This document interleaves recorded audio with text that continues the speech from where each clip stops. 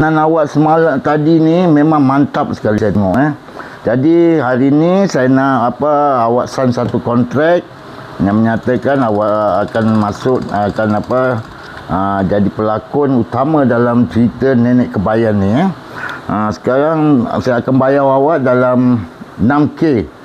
Setelah selesai penggambaran tu saya akan bayar awak 6K. Tapi sekarang saya nak bagi awak di pendahuluan dulu. Ini pendahuluan Okey, pendahuluan saya bagi awak. Bagi dulu RM20. Awak kata RM6,000. RM20 berapa?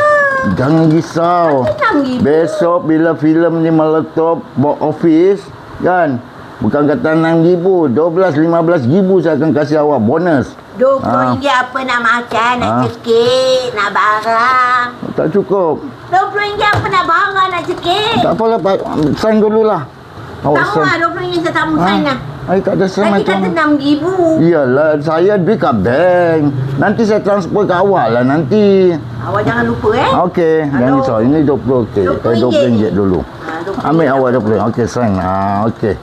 Alright. Okey, cantik. Nak cekik nak barang. Awak tak bagi, awak siap. Cukup lah untuk hari ni. Saman awak